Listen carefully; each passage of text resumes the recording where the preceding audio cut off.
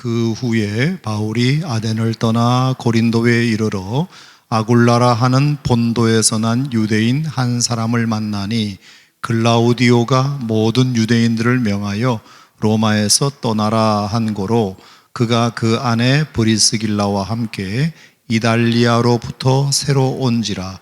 바울이 그들에게 가매 생업이 같으므로 함께 살며 일을 하니 그 생업은 천막을 만드는 것이더라. 안식일마다 바울이 회당에서 강론하고 유대인과 헬라인을 권면하니라. 아멘. 자, 어제 짧고 굵게 설교하는 것을 너무 좋아하는 것 같아가지고 오늘도 그렇게 해보겠습니다. 여러분 좋아하는 대로 맞춰줘야 되기 때문에 벌써 이렇게 오늘 또 안수기도도 있고 하니까 그렇게 하겠습니다.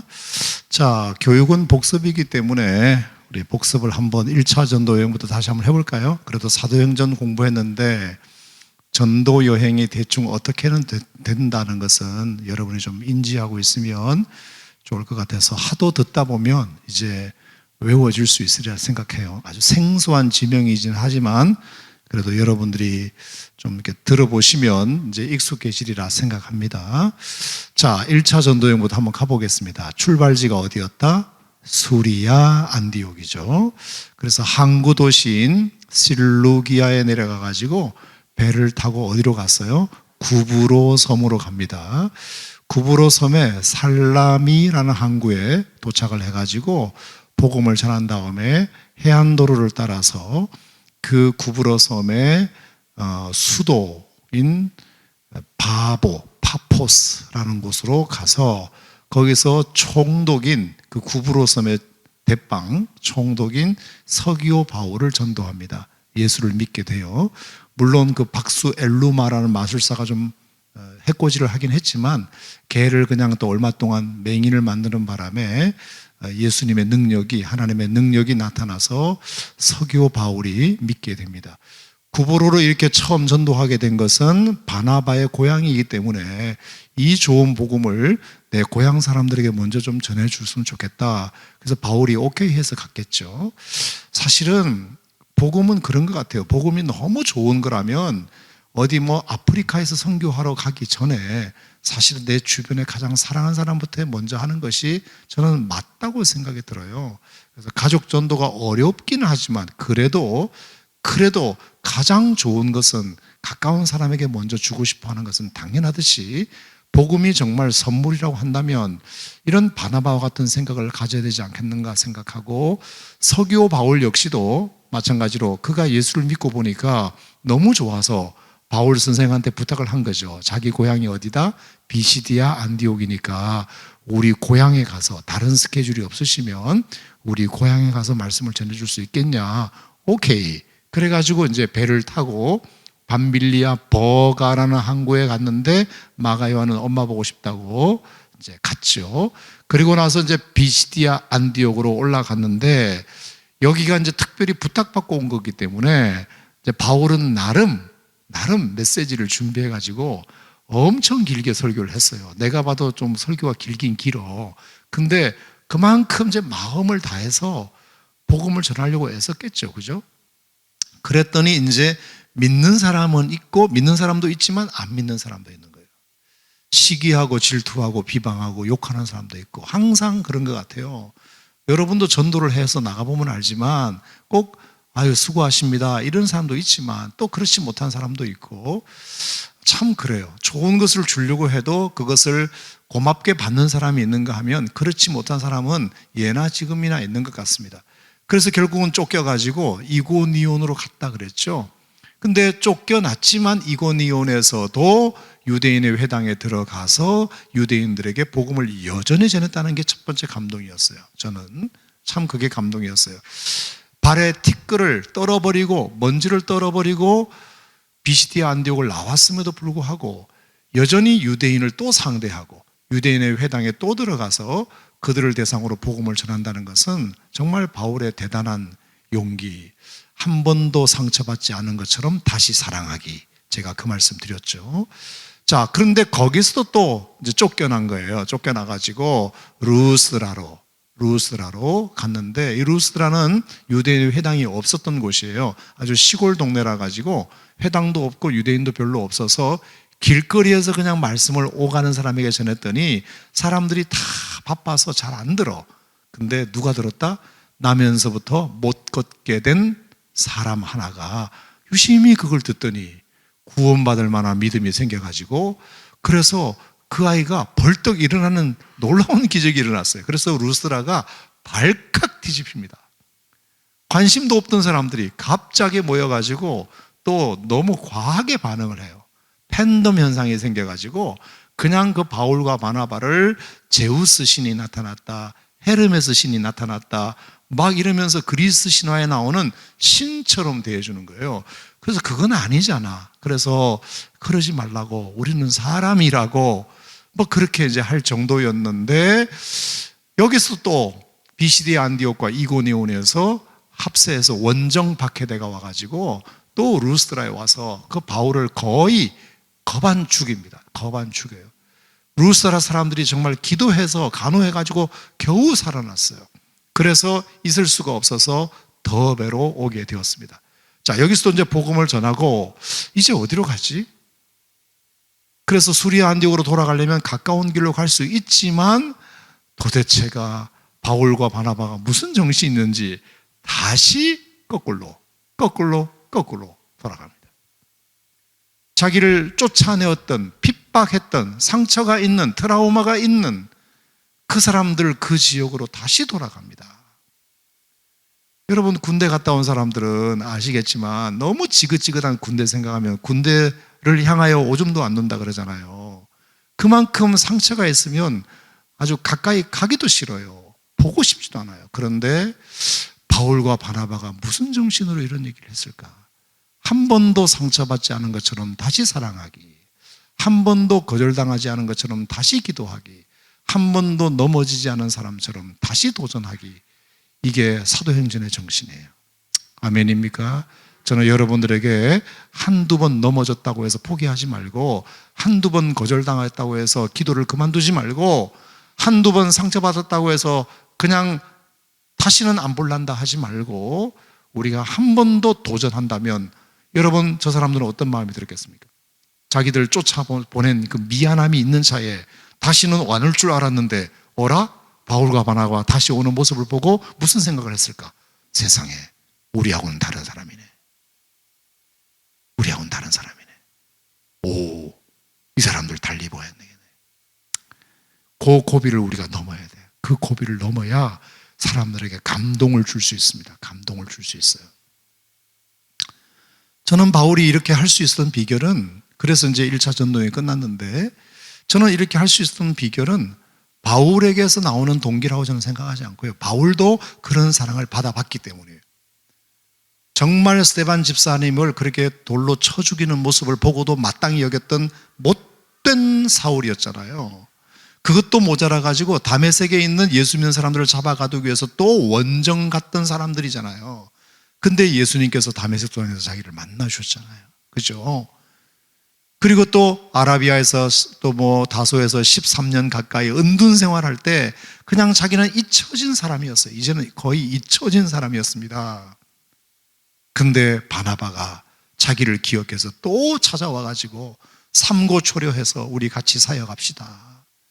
자기를, 버려진 자기를, 잊혀진 자기를 또 찾아와준 이 못난, 이 못된 나를 예수님이 찾아와 주시고, 바나바가 찾아와 주시는 그 은혜를 자기도 한번 입어봤기 때문에 그런 사랑을 남에게도 할 수 있지 않았을까, 그런 생각을 해요. 저는 바울이 착해서가 아니라 바울도 예수님으로부터, 하나님으로부터 받은 은혜가 있기 때문에, 다른 사람으로부터 받은 은혜가 있기 때문에 그래요. 사랑을 받아본 사람이 사랑을 한다고, 우리도 지속적으로 그래서 하나님의 사랑을 날마다 우리의 가슴 속에, 우리 인생 속에 흐르게 해야 할 줄 믿습니다. 여러분, 이게 이제 1차 전도여행. 이제 뭐 여러 번 얘기했기 때문에 1차 전도여행은 시험 쳐도 여러분이 다 100점 받으리라 그렇게 생각을 합니다. 자, 이제 2차 전도여행으로 가보겠습니다. 2차 전도여행 지도 보여주시죠. 네. 자, 2차 전도 여행은 이제 16장부터 15장 끝에부터 시작하는데 안타깝게도 바울과 바나바가 헤어집니다. 그죠? 그래서 바나바는 구브로로 마가 요한을 데리고 가서 거기서 끝내 이제 순교를 하세요. 순교를 하시고 바울은 이제 실라를 데리고 이제 육지로 갑니다. 육지로 위로. 그래서 자기 고향 다소부터 먼저 들립니다. 그동안 전도하느라 부모님 찾아뵙지도 못하고 집안 어른들 인사도 못 드렸는데 그래 인간적으로 내가 가는 길이니까 다소에 잠깐 들려서 그래 인사라도 좀 드려야 되겠다. 가족들은 그렇잖아요. 나를 전도자로 보내놓고 얼마나 많이 기도하고 염려했겠습니까? 저는 늘 그래요. 저는 선교사도 아니고 목회자임에도 불구하고 늘 부모님에 대한 그런 미안함이 있을 수밖에 없어요. 아무래도 집에 잘 못 가는 것도 있을 수 있고 아무래도 교인이 먼저 우선이기 때문에 또 교회가 먼저 우선이기 때문에 주말이라고 하는 것은 저는 지금까지 제 개념에 아예 처음부터 없었기 때문에 주말이 어떤 기분이지 금, 토, 일이 어떤 기분일지에 대해서는 한 번도 제가 느껴본 적이 없기 때문에 그런 마음들이 있잖아요. 그래서 이제 다소에 가서 고향 사람들도 뵙고 인사드리고 온 김에 이제 1차 전도 여행 때 자기가 갔던 그 코스를 한 번 더 갑니다. 자, 그러니까 몇 번 가는 거예요, 이제? 3번째 가는 거예요, 3번째. 1차 전도 여행 때 벌써 2번 갔죠. 2차 전도 여행 때 또 가요. 이게 바울의 전도 특징이에요. 목회의 특징이에요. 가서 또 살피고 잘 있냐고 살펴보고 교회가 든든하게 잘 서가는지를 살피고 그리고 15장에서 결정된 그 이방인들을 향한 자유를 그들에게 이제 얘기해 주는 일을 하게 됩니다.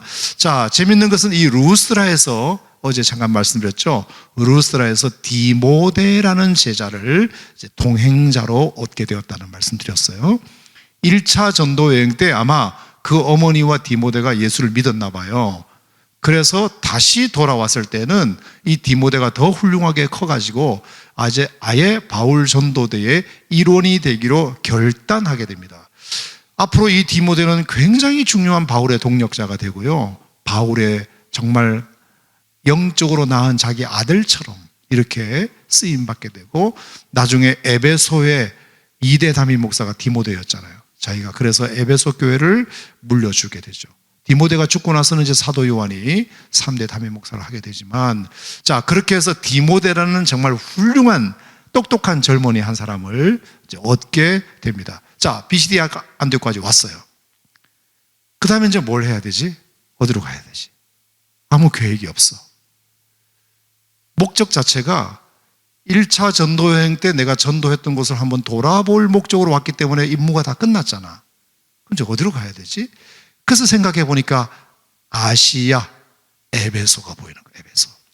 그 당시 에베소는 가장 정치, 경제, 무역의 중심지였기 때문에 엄청나게 큰 도시였어요. 화려한 도시였고 그래서 이 복음을 저 에베소에서 가서 내가 복음을 전하고 싶다. 좋은 마음이에요? 나쁜 마음이에요? 좋은 마음이죠. 그래서 아시아로 가고 싶었어요. 그 아시아의 중심 도시가 에베소였기 때문에. 그래서 아시아로 가려고 하는데 성령께서 아니다. 아니래요. 아니 내가 나쁜 짓 하러 가려고 하는 것도 아니고 복음 전하러 가겠다는데 에베소보다 더 좋은 전도 황금어장이 없다고 생각하는데 하나님이 아니래. 그럼 비두니아인가? 비두니아는 저 흑해 밑에거든요. 그 엄청난 넓은 땅. 그럼 비두니아로 가라는 뜻인가? 근데 거기도 아니래. 그럼 나 어떡하라고? 나 그냥 집에 가? 아니면 어떡하란 말이야? 그러는 가운데 드로아로 가게 됐어요. 계속 헤매다가 드로아로 딱 가게 됐는데 마게도냐 지방 사람들의 환상을 보게 된 거예요. 꿈에 와서 우리를 도와주세요. 그래서 그것을 성령의 음성으로 알고 그래 하나님이 아시아로 가는 것도 막으시고 비두니아로 가는 것도 막으시더니 우리를 결국에 저 바다를 건너 에게해를 건너 빌립보에 유럽으로 가라는 뜻이구나. 그래서 바울은 한 번도 꿈에라도 생각하지 않았던 장소 유럽으로 네아폴리로에서 빌립보라는 성으로 들어가게 됩니다. 이 빌립보는 유럽입니다. 그렇죠. 지금도 이스탄불에 가면 이스탄불이 아시아 쪽 이스탄불과 유럽 쪽 이스탄불이 있잖아요. 거기에 이번에 그 SK에서 다리 하나를 놨죠. 차나칼레 다리인가? 그 엄청난 다리를 놨죠. 자, 근데 이 배가 바로 이제 아놀드 토인비에 의하면 이 드로아에서 출발해 빌립보로 가는 이 바울과 바나바의 배는 유럽의 문명과 역사를 바꾸는 배였어요. 유럽의 역사를 바꾸는 배였어요. 자, 그래서 제가 어제 결론이 뭐였습니까, 여러분? 우리가 가고자 하는 것, 내가 하고 싶은 일, 내가 갖고 싶은 어떤 직업, 이런 것들이 여러분에게 있는데 하나님이 자꾸 그걸 막으셔요. 자꾸 안 되게 하세요. 내가 그 나쁜 거 한다고 하는 것도 아닌데 하나님이 이상하게 그것을 틀어지게 만들어, 실패하게 만들어. 그러면 그걸 포기해야 되나? 그럼 어떡하란 말이야. 그랬을 때 하나님의 인도 따라 간 것이 결국에 여러분 어제 결론이 뭐였죠? 에베소로 결국은 다시 가게 되잖아요. 예배 끝나고 어떤 자매가 나한테 목사님 상담할 게 있다고 잠깐 엘리베이터 앞에서 그 얘기를 했어요. 그럼 목사님, 제가 가진 그 꿈을 완전히 버려야 되나요? 어떻게 되나요? 버리지 마라 그랬어요. 버리지 마라.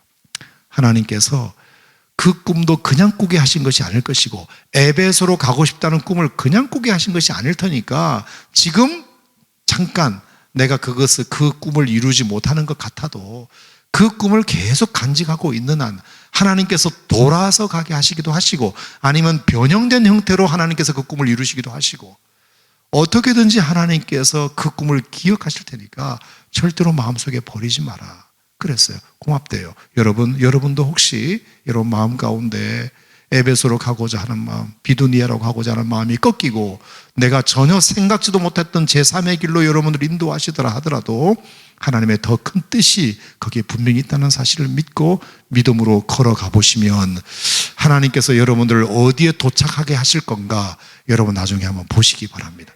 분명히 하나님께서 나도 잃어버렸던 그 꿈을 하나님께서 이루시는 것을 보게 될 줄로 믿습니다. 아니면 그 꿈을 변형된 형태로 더 알차고 가치 있는 형태로 하나님께서 여러분들을 이루시고자 분명히 하실 테니까 여러분 믿음의 길을 끝까지 한번 잘 걸어가 보시기를 축복합니다.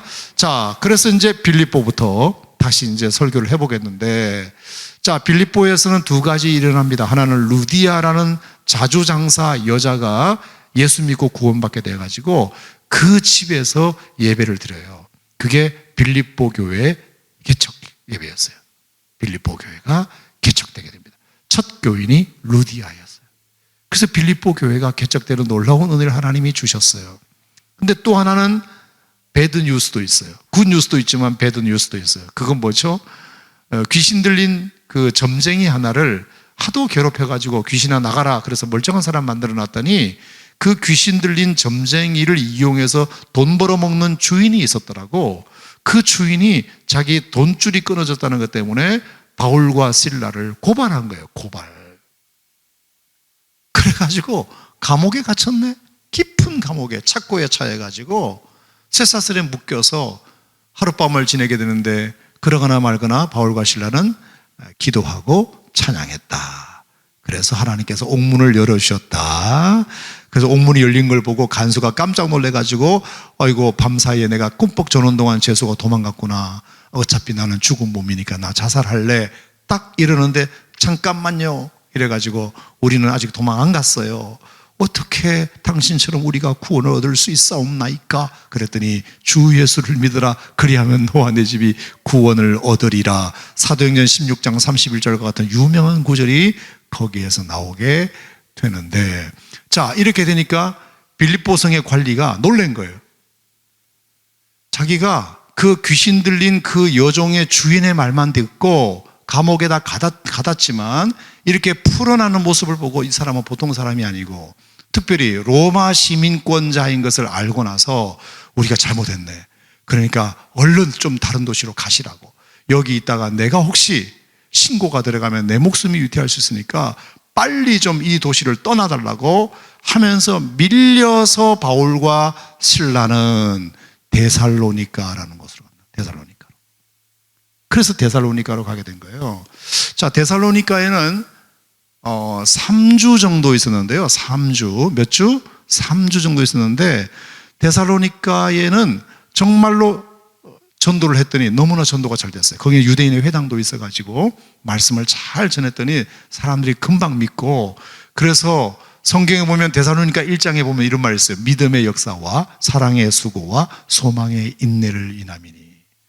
얼마나 데살로니가 사람들이 말씀을 잘 듣든지 믿는 자에게 그들이 역사하는 것을 보게 됩니다.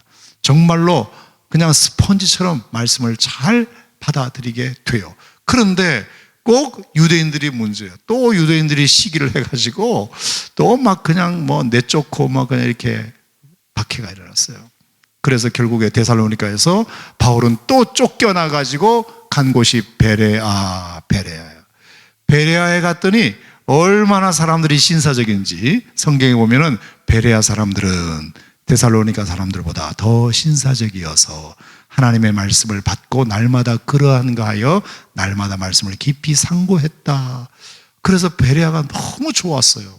그래서 거기서 복음을 전하게 되었는데 베레아는 너무 좋았지. 근데 또 어디서 데살로니가에서 원정대가 또 와가지고 여기서 아직도 복음을 전하고 있냐 이러면서 또 그냥 발로 걷어차고 나가라 그래가지고 남의 동네까지 와가지고, 베레아에서는 정말 사람들이 신사적이었는데 데살로니가에 못된 사람들이 원정 와가지고 바울이 또 쫓겨나게 됩니다. 그래서 너무 아쉬워서 그때 바울이 실라와 디모데를 남겨둬요.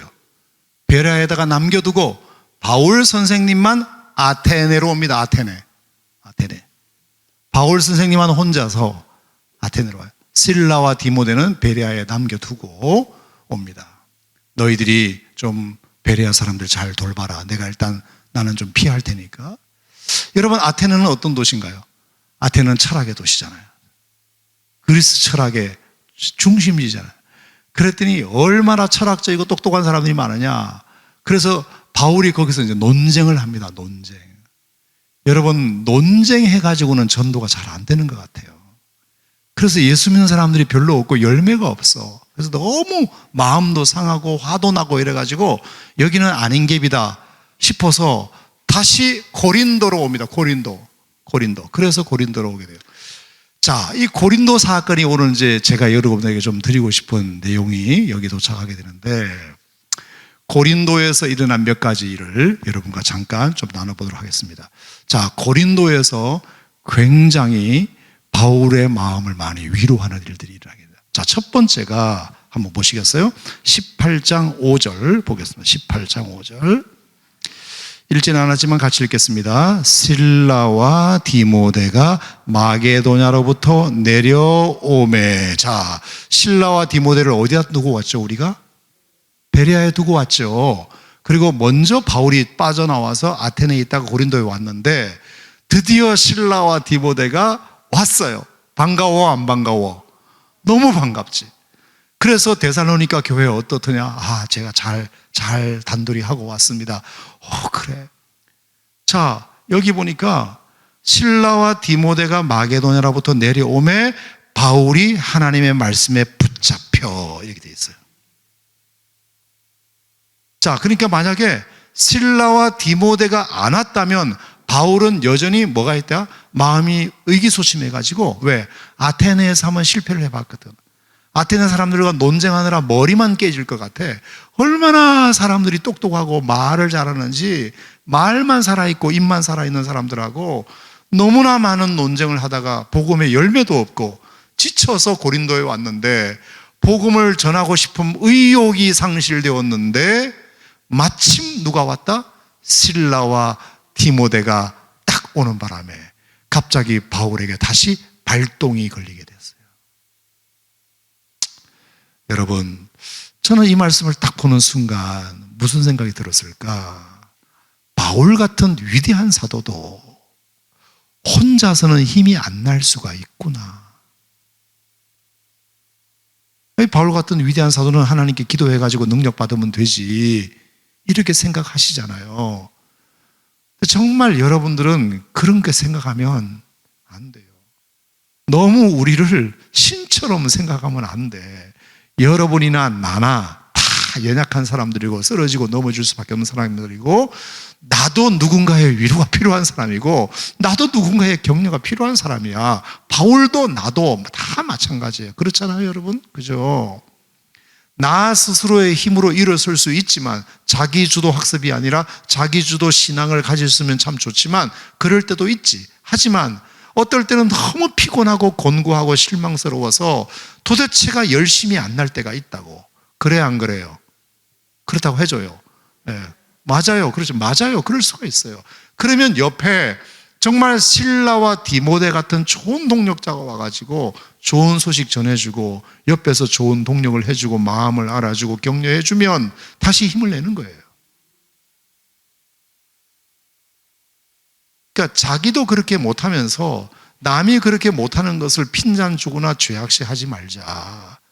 나는 그 얘기 드리고 싶어요.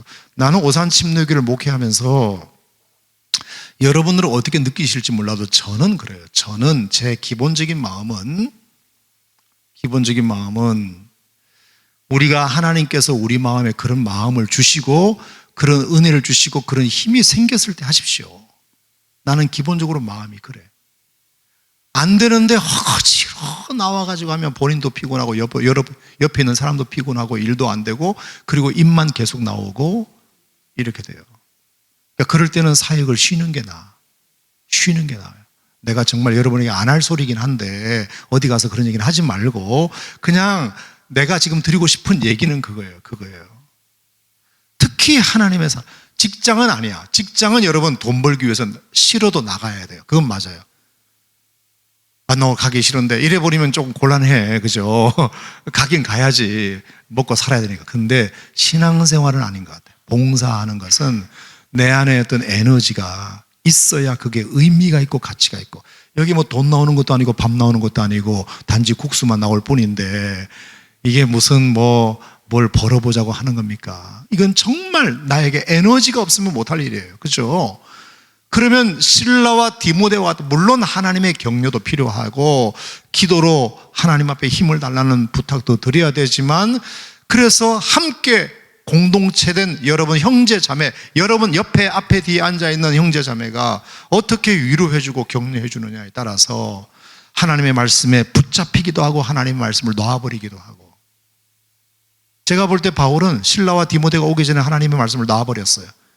아테네의 상처 때문에.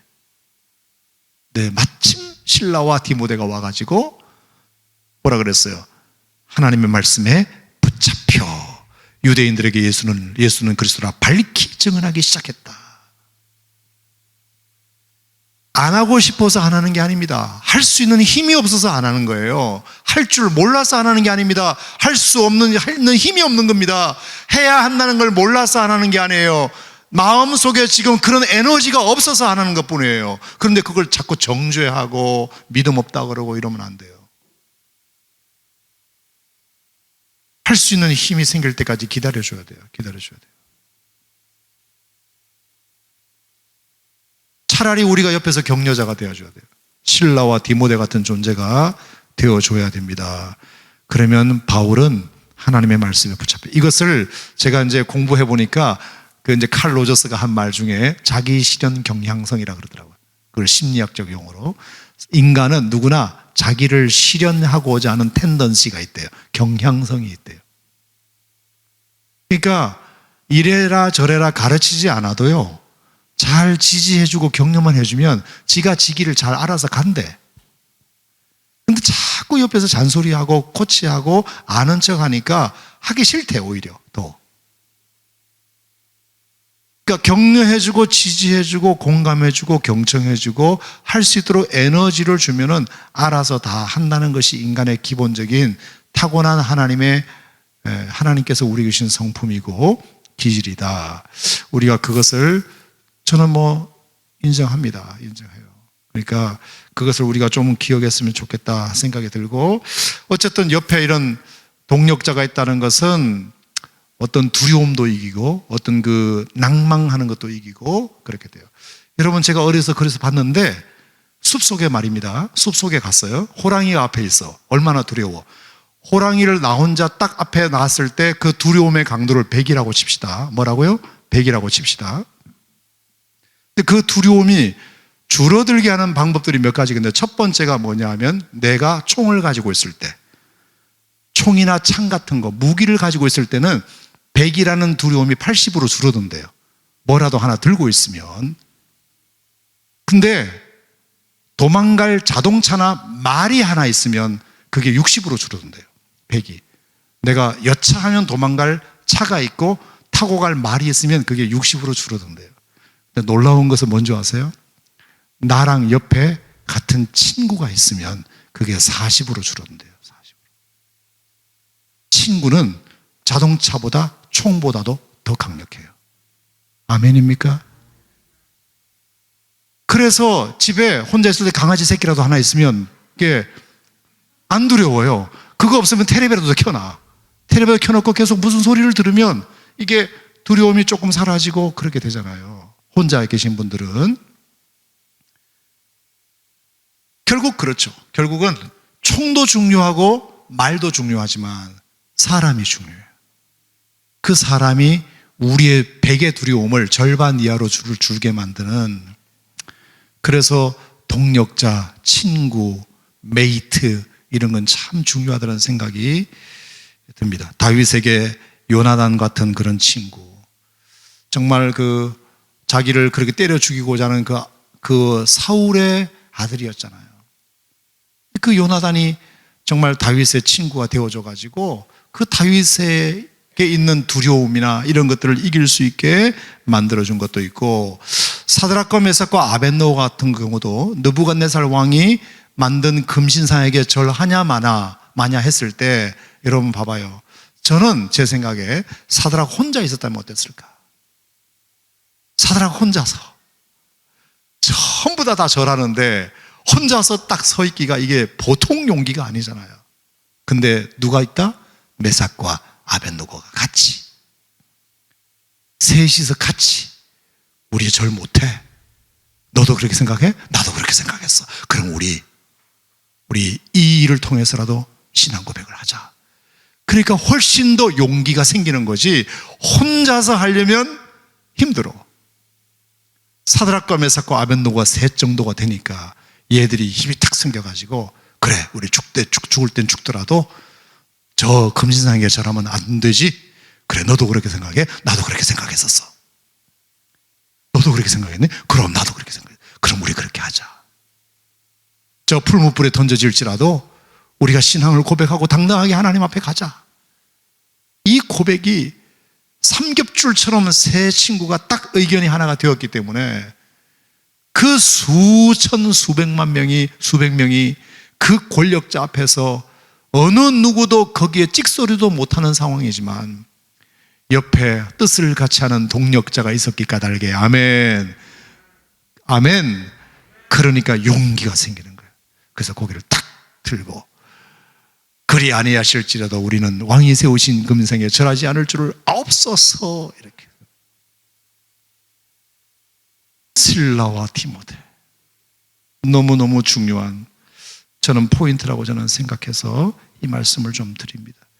자, 두 번째, 이 고린도에서 어떤 일이 있었냐면은 바로 아골라라 하는 본도에서 난 유대인 한 사람을 만나니, 18장 2절에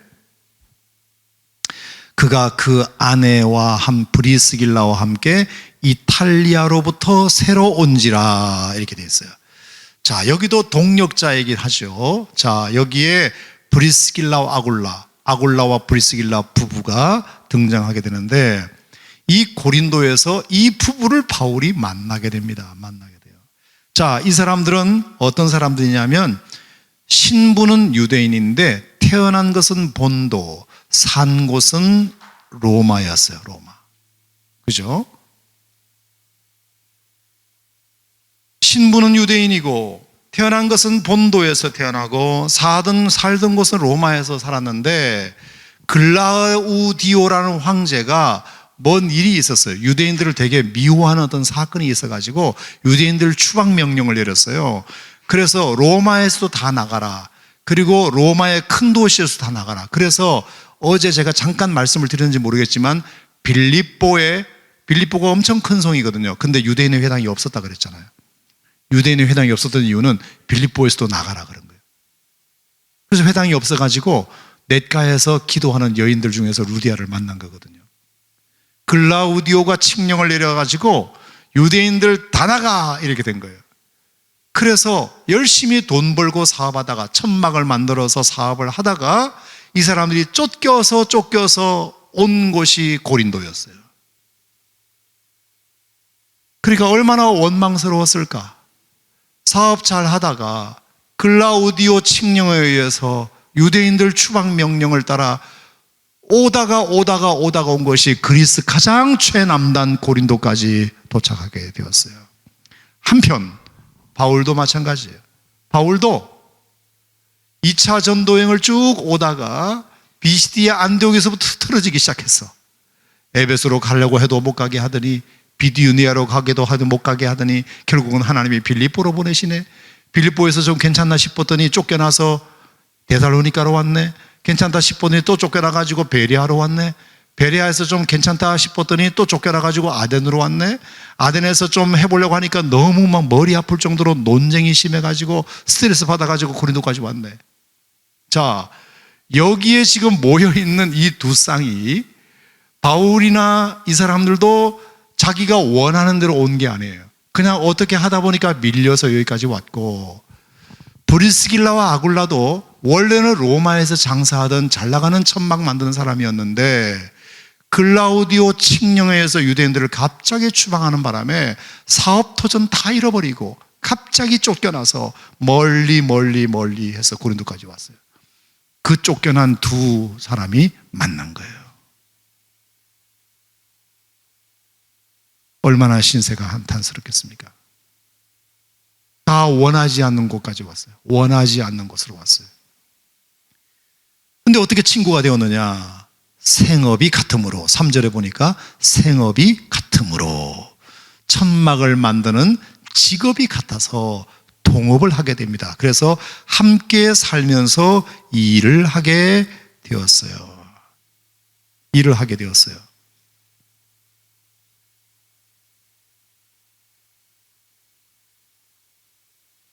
자, 바로 이것이 기가 막힌 새로운 역사의 시작이 됩니다. 하나님의 은혜는 그래서 기기묘묘하다는 게 이 사람들이 유대인이었지만 예수를 믿는 사람은 아니었거든요. 바울이 1년 6개월 동안 고린도에서 그들과 함께 살면서 뭐를 했을까? 당연히 하나님 말씀을 전했겠지. 전도했겠지. 그래서 브리스길라와 아굴라가 복음을 들어요. 자, 11절 보실까요? 18장 11절 시작. 1년 몇 개월? 6개월을 머물며 그들 가운데서 하나님의 말씀을 가르치니라.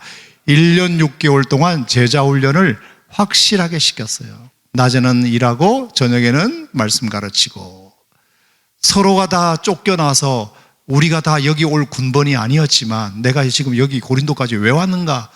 너도 의심스럽고 나도 의심스럽지만 그래도 하나님이 여기 보내신 목적이 있구나 하는 것을 딱 알아차리고, 당신을 만나게 한 하나님의 뜻이었다 봅니다. 그래서 1년 6개월 동안 브리스길라와 아굴라를 열심히 말씀을 가르쳐요. 열심히 말씀을 가르쳐. 자, 1년 6개월이 지난 다음에 자, 18장 18절을 봐봐요. 18장 18절. 바울은 더 여러 날 머무들가 형제들과 작별하고 배 타고 수리아로 떠나 갈새 브리스길라와 아굴라도 뭐 했다? 함께 하더라. 여러분, 이게 무슨 말일까요?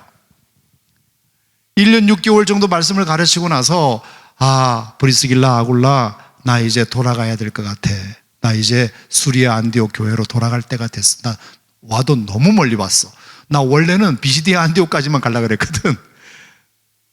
가려고 그랬거든요. 근데 에베소 꿈을 꾸다가 어떻게 잘못 꿈을 꿔가지고 빌립보까지 와서 한 바퀴를 빙 도는 바람에 너무 멀리 와버렸어. 나 이제 돌아가야 돼. 그러니까 너희들 잘 있어 했는데 브리스길라 아굴라가 저희도 갈래요 이렇게 된 거예요. 저희도 선생님 가는데 갈래요. 이게 무슨 말이냐면은 본도에서 난 유대인이 로마에서 살면서 장사를 하다가 그걸 다 접고 고린도에 와서 1년 6개월 겨우 사업을 이제 일으켰어요. 1년 6개월이면 이제 사업을 좀 일으킬 수 있는 시간이잖아요. 천막 만드는 집을 통해서 고객도 생기고 거래처도 생기고 이제 돈도 좀 벌게 되는 그런 상황이었어요. 1년 6개월이면 이제 딱 사업이 물이 오를 딱 찰나에 바울 선생님이 아무리 간다 손 치더라도 알겠습니다 선생님, 다음에 저희 꼭 한 번 더 뵙기를 바랍니다. 그러면 되잖아. 그리고 이 고린도 교회를 저희가 잘 신앙생활 하겠습니다 하면 되잖아. 근데 저희도 선생님 가시는 곳에 가겠습니다. 대단한 믿음이죠. 자기 직업을 또 한 번 접고 복음을 위해서 1년 6개월 제자 훈련 받은 결과 부르심을 받고 가게 됩니다. 그래서 간 곳이 어디냐면 에베소죠. 에베소로 와요. 그 에베소에서 이제 거기에 이제 브리스길라 아굴라를 남겨둬요. 아볼로라는 성경학자를 만났는데 이 사람이 보니까 구약에 대해서만 알고 있을 뿐은 예수님의 복음, 신복음을 못 믿는 걸 보면서 브리스길라 아굴라가 그 성경학자를 가르쳐요. 열심히. 그래가지고 그 사람을 아주 예수를 제대로 믿게 만드는 사람을 만들게 됩니다. 그게 이제 18장 24절에 나오는 알렉산드리아에서 나온 아볼로라 하는 유대인이 에베소에 이르렀는데 언변이 좋고 성경에 능통한 사람이다. 주의 도를 열심히 배워 예수에 관한 것을 자세히 말하며 가르치나 요한의 침례만 알 따름이라. 그래서 브리스길라 아굴라가 듣고 데려다가, 재밌죠? 데려다가 자기들이 뭐라고 막 데려다가 하나님의 도를 더 정확히 풀어 이러더라. 그래서 그 아볼로가 아가야로 건너가고자 합니다. 다시 고린도 교회, 세워놓은 그 교회 목회자로 파송을 하게 되는데 그 역할을 가장 능력 있게 감당한 사람이 브리스길라 아굴라죠. 자, 지금 여기까지 와보면 목사님이 무슨 얘기를 오늘 하려고 하는구나를 감 잡으셨을 거예요. 자, 2차 전도여행은 그렇게 해서 에베소에서 이제 다시 가이사르로 와서 안수리아 안데오로 돌아옵니다. 이게 이제 2차 전도여행의 끝이에요. 나중에 에베소에는 3차 전도여행을 다시 이제 다음 주에 공부할 텐데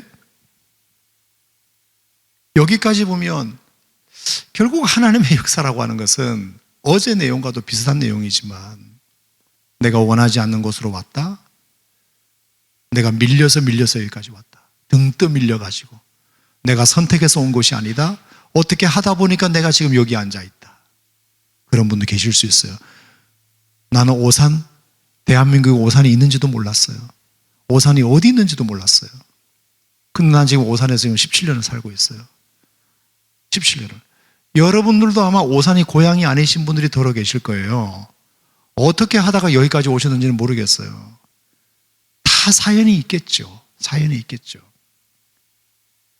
제가 17년 전에 올 때만 해도 오산 토백이들은 용서하세요. 안 할랜다 그냥. 근데 뭐 안 할랜다 하면 또 더 이상하니까 하기는 하겠는데 17년 전만 해도 오산의 이미지는 어떤 이미지였냐면은 서울에서 밀려서 마지막 수도권으로 딱 오신 분이 오산에 사셨어요. 그러니까 더 내려가면 이제 수도권을 벗어난다 생각하고 마지막 자존심을 지켜주는 수도권이 오산이었어요. 그리고 지방에 살다가 수도권으로 진출하는 첫 관문이 오산이에요. 여기서 이제 조금 돈 벌어서 중앙으로 진출하는 거죠. 그런 도시가 17년, 지금은 아니지. 지금은 뭐 대한민국에서 제일 살기 좋은 도시지만 가장 수준 높은 도시지만 17년 전에는 그랬다 이거예요. 제가 왔을 때 그런 얘기 들었어요. 그래서 이곳이 고향이신 분들은 아니지만 어떻게 하다 보니까 오신 분들이 오산에 거의 밀려서 오신 분들, 서울에서 밀려서 실패하고 오산에 오신 분들, 그리고 뭔가를 해보려고 하는데 중앙으로는 못 가고 여기서 한번 조금 숨 고르고 가려고 했던 사람들, 그런 도시가, 제가 금촌에 살 때도 그랬어요. 금촌도 그런 도시였거든요.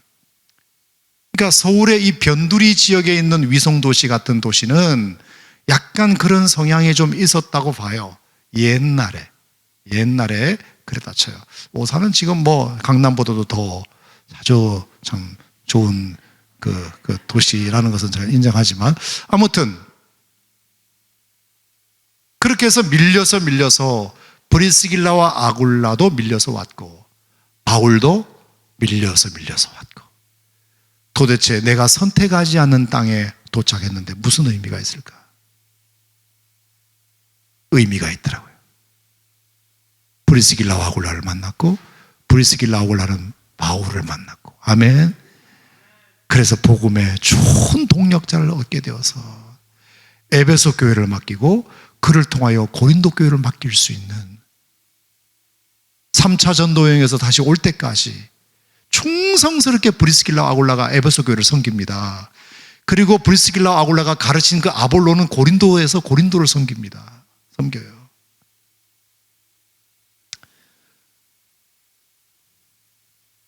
모든 하나님의 역사, 모든 우리의 삶의 여정은 다 하나님의 뜻이 있어요. 하나님의 뜻이 있어요. 버릴 경험이 없다. 절대로.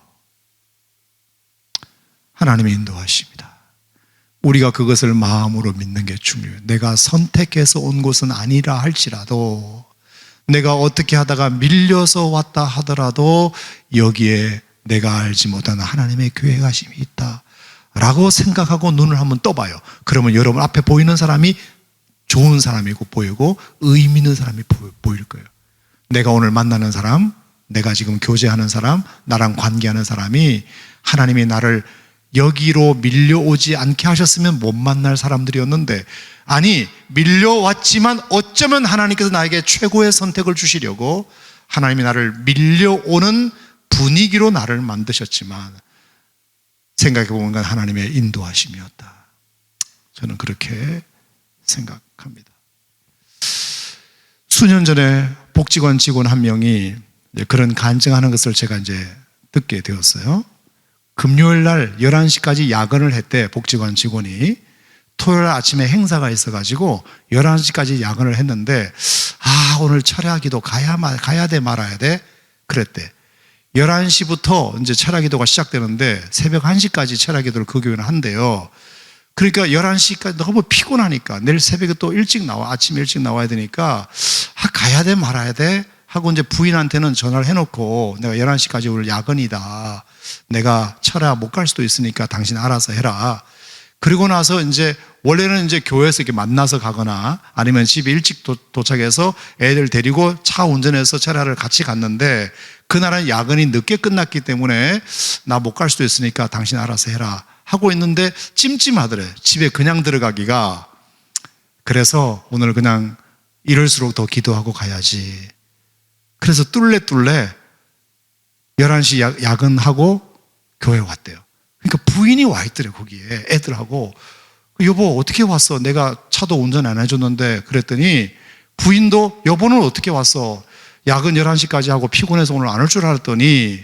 그래서 어쨌든 가족이 교회에서 만난 거야. 반갑지. 그러니까 부인한테 물어보니까 부인은 뭐라고 말하느냐, 얘들아 오늘 아빠가 11시까지 야근하셔서 아마 교회에 못 오실 수 있을 것 같은데, 만약에 너희들이 철야 기도를 엄마랑 같이 가면, 갈 때는 멀쩡해서 가지만 1시에 끝나니까 애들이 다 자잖아. 그러면 애 하나를 업고 하나는 업고 들고 오기가 힘들단 말이에요. 그래서 너희들 1시까지 철야 기도하고 너 걸어올 수 있어? 엄마 말 안 듣고 짜증 안 내고? 만약에 그럴 것 같으면 안 가고, 짜증 안 낼 것 같으면 갈 거야. 그러더니 큰애가 짜증 안 낼 거야 엄마 그러더래. 그래? 그러면 아빠 안 오셔도 우리는 철야 기도 가는 거다 하고, 자기 남편은 피곤해서 집으로 오는 줄 알고 부인과 애들만 데리고 걸어서 간 거예요. 걸어서 올 생각. 갔더니 거기서 신랑을 만난 거야. 그래서 1시까지 철야 기도를 했다. 그리고 집으로 가려고 차를 탔는데 전화가 온 거예요. 이웃 주민한테. 어디 계시냐고. 집에 불 났다고. 이게 뭔 소리야 싶어가지고 차를 몰고 가보니까 진짜 새벽 1시에 온 아파트 주민이 다 마당에 나와 있고 소방차가 막 물을 뿌려대고 있는데, 보니까 20층이더래요. 자기가 이 집이 20층인데 물어보니까 자기 앞집의 전실, 아파트 전실에서 불이 난 거예요. 그래서 불은 자기 집에서 안 났지만, 불은 그 집에서 났지만 연기가 자기 집으로 다 들어온 거예요. 이게 다 들어온 거예요. 만에 하나 내가 오늘 11시까지 야근하고 내일 토요일 아침에 또 나와야 되니까 피곤해서, 그래 뭐 부인은 철학에도 가더라도 나는 못 가겠다 하고, 만약에 이 남자 복지관 직원이 집에 갔더라면 1시 같으면 완전히 골아 떨어질 때잖아요. 1시 같으면 누가 들고 가도 몰라요. 질식사해서 죽었을 가능성이 거의 50% 이상은 넘어요. 그리고 만약에 부인이 아이고 오늘 남편도 철야에 못 온다는데, 그러면 올 때 애들 또 짜증내고 그럴 텐데 데려다 줄 사람도 없는데 오늘 우리도 가지 말자 그랬다면, 남편은 교회에 와 있고 부인과 애들은 자고 있고, 부인과 애들이 질식사하든지 아니면 남편이 질식사하든지 둘 중에 하나는 그날 먼 사단이 나도 났어야 되는 상황이에요. 근데 온 가족이 다 교회 오는 바람에 정말 기적적으로 생명을 건진 일이 있었어요. 종합복지관 직원 중에.